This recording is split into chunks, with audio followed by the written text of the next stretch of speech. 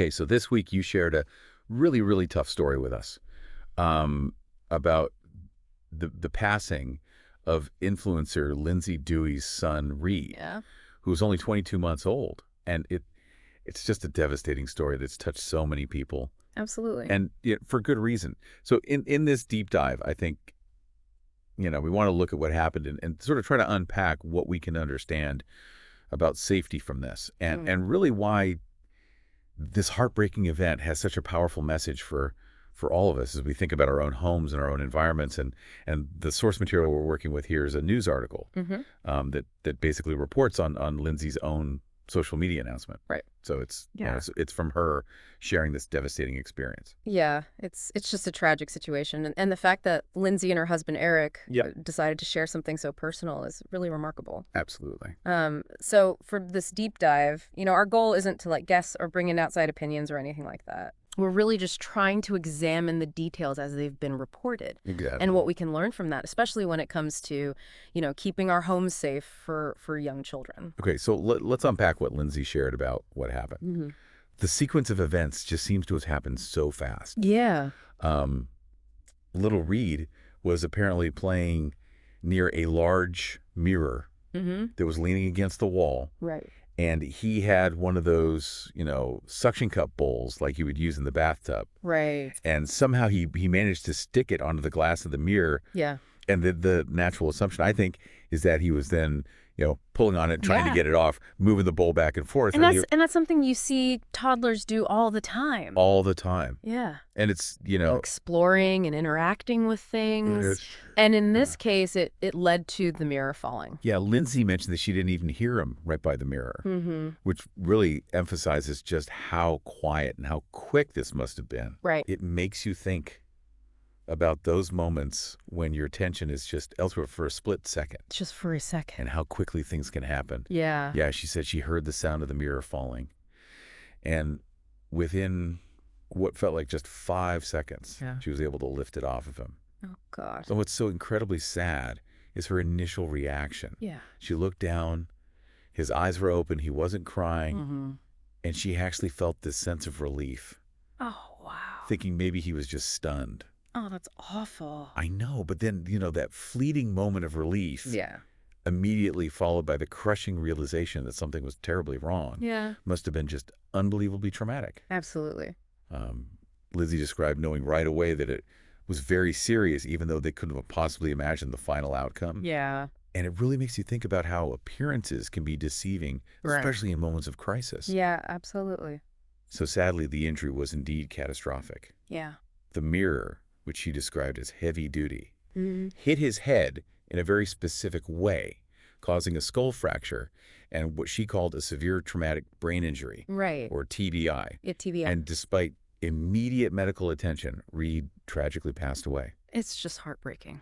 It's utterly heartbreaking. Yeah. And Lindsay's words about replaying the event in her mind constantly just, really highlight that grief that they must be going through, and their decision to share this while going through such unimaginable pain Right. really does come from such a powerful place, this desire to prevent other families from experiencing the same thing. Absolutely. Yeah, it's incredibly selfless, especially when you consider how vulnerable it makes them Mm-hmm. to share something so personal and painful with the world. Yeah. Lindsay mentioned that even in the immediate aftermath, when they told a few close friends what had happened, Right. those friends immediately started looking around their own homes and identifying things that weren't anchored, realizing how easily a similar accident could have happened to them. It really brings home how suddenly and unexpectedly these kinds of accidents can occur. It makes you think, how often we might just walk past these potential dangers in our homes Yeah. every day, things that seem stable Yeah. or that we just don't consider as risks. Right. And in this case, Lindsay pointed to what she described as the perfect storm of contributing factors. Mm-hmm. This detail really struck me. Apparently, there's usually a chair Okay. positioned in front of the mirror, which would have acted as a physical barrier. Right. But on that particular day, the chair had been moved because their dog, who isn't usually in the living room, Okay. had an accident on the carpet. Oh, So it was just this series of small, unusual events right. that unfortunately lined up in this devastating way. And that's often how these things happen. Yeah. It's not just one thing. Like, It's, it's confluence of little things the factors that end up creating a hazardous situation. And, it's not as if Lindsay and Eric weren't safety-conscious parents. Right. She specifically mentioned that they already had child locks on windows and gates and doors, child monitor, and even dressers anchored to the walls. Yeah. They were actively taking steps to protect their children. This wasn't a case of neglect. It was a truly unforeseen accident. Right. Despite their existing safety measures. It happens. And it happens, and it really emphasizes that even the most vigilant parents can face these unexpected dangers. Yeah, the mirror itself was described as heavy duty. Yeah. And was simply leaning against the wall. And they hadn't felt an urgency to anchor it. Right. Maybe because of its weight and the assumption that, their kids weren't going to be able to move it. Yeah. And she even noted that the mirror's instructions didn't actually require anchoring, though it was listed as an option. Okay. Which really highlights this potential gap in our understanding of risk. Just because something feels heavy or stable doesn't necessarily mean it's safe around a determined toddler. Especially a toddler. Especially a toddler. They get into everything. They do. They're so curious, and they're not thinking about the consequences. Right. They're just exploring. Just exploring. Yeah.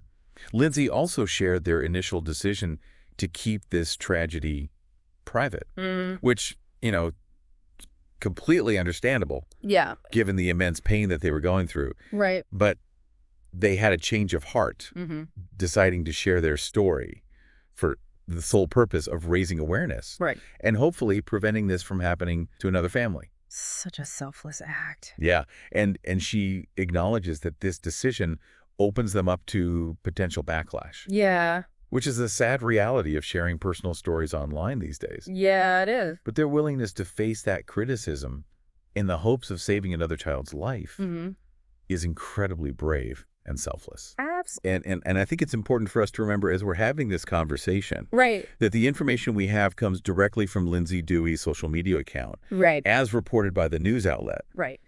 We're simply relaying her experience and the details that she chose to share in order to draw out those broader safety lessons. Exactly. And our role here isn't to judge or speculate in any way. At all. Just try and understand the powerful message that they're so courageously putting out there for all of us. So I think when we step back and look at the bigger picture here, the key takeaway really seems to be about the unexpected dangers that can exist, even with seemingly stable, unanchored objects in our homes. Right. This wasn't a piece of furniture that everyone automatically thinks of as a tipping hazard. Right. Like a dresser. Like a dresser, right. Or a bookshelf. Right.